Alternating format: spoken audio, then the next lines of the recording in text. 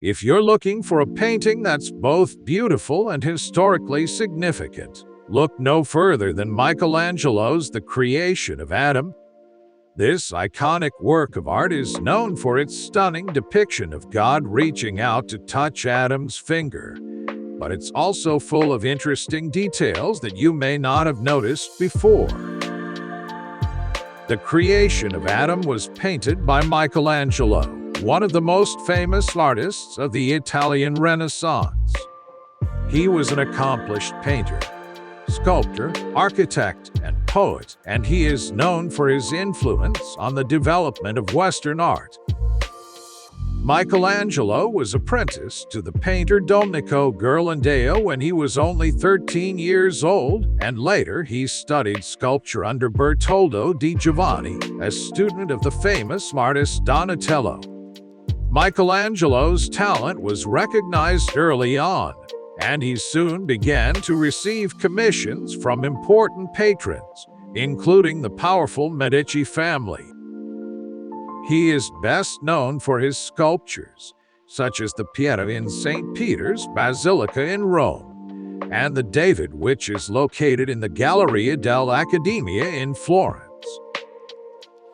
The Renaissance was a cultural and intellectual movement that began in Italy in the 14th century and lasted until the 17th century.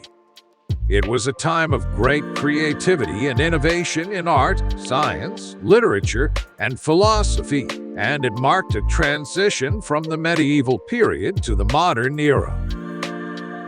During the Renaissance, Italy was divided into independent city-states, each with its own government and culture. The most important of these were Florence, Venice, and Rome. These cities were centers of trade and commerce, which brought great wealth to the region, and they were also home to many wealthy patrons who were willing to support the arts.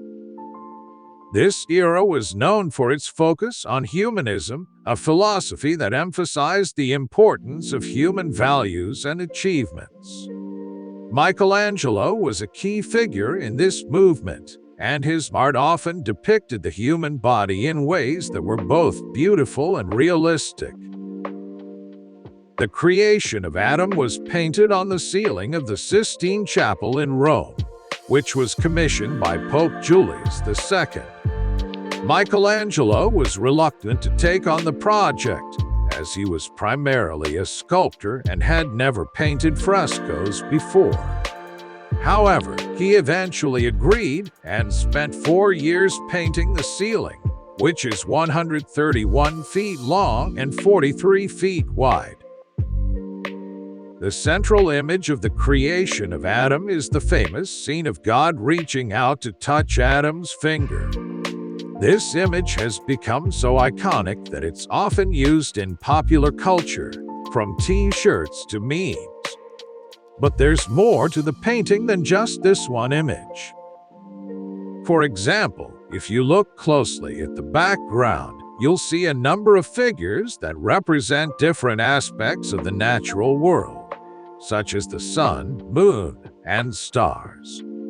These figures are arranged in a way that suggests movement, creating a sense of dynamic energy that's unusual for a ceiling painting. Another interesting aspect of the Creation of Adam is the way that Michelangelo used color. The painting is dominated by shades of blue, green, and pink, which create a serene and dreamlike atmosphere. This is in contrast to some of Michelangelo's other works, which are known for their bold and dramatic colors. Michelangelo's depiction of God in the Creation of Adam is unique for its time. Most depictions of God in art from the Renaissance and earlier show God as an old man with a long beard. However, Michelangelo's God is depicted as a muscular and athletic figure, which was a departure from tradition. Fun fact: Michelangelo and Leonardo da Vinci were contemporaries and rivals. They both competed for commissions from wealthy patrons and were known to criticize each other's work. As Michelangelo's own style developed, he began to criticize Leonardo's work as overly experimental and lacking in the technical skill that Michelangelo prized. In particular, Michelangelo was known to criticize Leonardo's use of multiple viewpoints and his tendency to prioritize composition over anatomical accuracy. The Creation of Adam is a stunning work of art that's full of interesting details and hidden meanings. From the dynamic figures in the background to the unusual colors used by Michelangelo, there's always something new to discover.